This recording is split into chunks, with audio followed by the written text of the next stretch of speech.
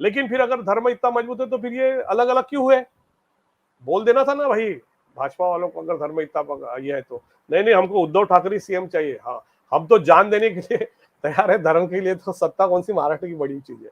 लेकिन ये धर्म के नाम से सर्वसाधारण लोगों को उल्लू बना के उनका मुख्य मकसद रहता है, वो रहता है सत्ता। यह बात हमको समझाना पड़ेगा एक्चुअली, और ये हर धर्म के लोगों को समझाने की बात है, जो वो आजकल अपने धर्म धर्म की बात करता है। तो मुझे लगता है ये सब जो इसी को यह बात को हम लोगों तक लेके जाना पड़ेगा। इसी तरह से हम हमारा क्रांति का आंदोलन चला सकते हैं। आर्टिकल 16 बताना पड़ेगा, आर्टिकल 19 बताना पड़ेगा। आपको पूरे फंडामेंटल राइट्स दिए भारत के संविधान ने भाई। आप अपने एरिया में रहना पड़ता था, जो बंदियां थी उस समय। अभी भी देखिए, तेलीपुरा है, मांगवाड़ा है, माड़ीपुरा है। अभी तो आप भारत का संविधान का आर्टिकल 19 बोलता है कि आप कहीं भी भारत में घूम सकते हो, भारत के किसी भी प्रदेश में अपना घर बांध सकते हो। उस समय तो जाति के नाम से काम करना पड़ता, तेली को तेली का काम करना पड़ता था, कुंभी को कुंभी का काम करना पड़ता था। आर्टिकल 19 क्या बोलता है? Every Indian citizen have the freedom to do any trade, business, any occupation.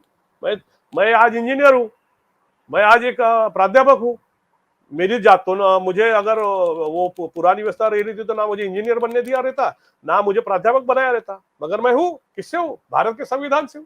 ऐसे कई लोगों को समझाना पड़ेगा भाई, ये जो भी है, तुम जो हो आज की स्थिति में, ये भारत के संविधान से हो।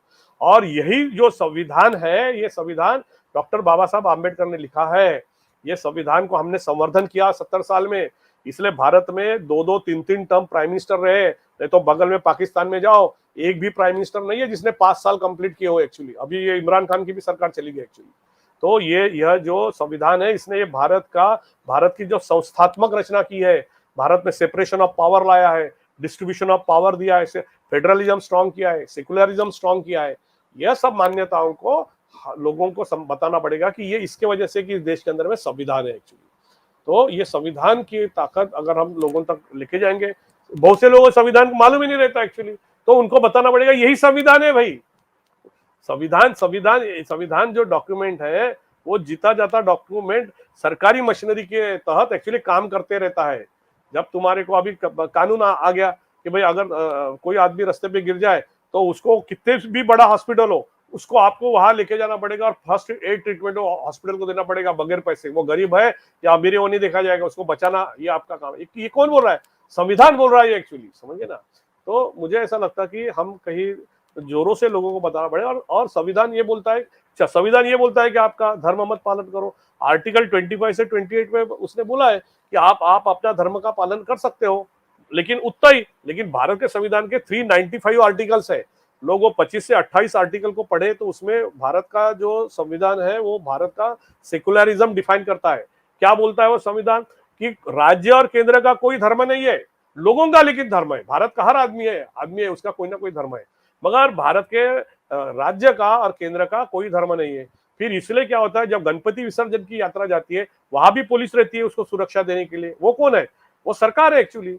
जब ताजिया जाता है मुसलमानों का, वहां भी पुलिस आजू बाजू में खड़ी हो जाती है। काय के लिए होती?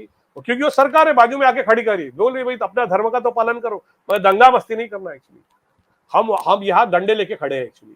तो इन्फोर्समेंट करती है कि आप लोगों को भाईचारे के साथ रहना पड़ेगा, दंगा फसाद नहीं करना पड़ेगा। तो ये संविधान की ताकत हमको शायद, मुझे ऐसा लगता है, इसलिए पहले वर्ग के पाठ्यक्रम से हमको ये भारत का संविधान समझाया रहता तो आज जो देश में हम चित्र देख रहे हैं, मगर कोई बुरी स्थिति नहीं है। ऐसा किसी भी देश को कुछ चैलेंजेस जरूर आते हैं, और ये ताकत हमारे में, भारत के संविधान में, विचारकों में, जानकारों में है कि यह फेज भी निकल जाएगा।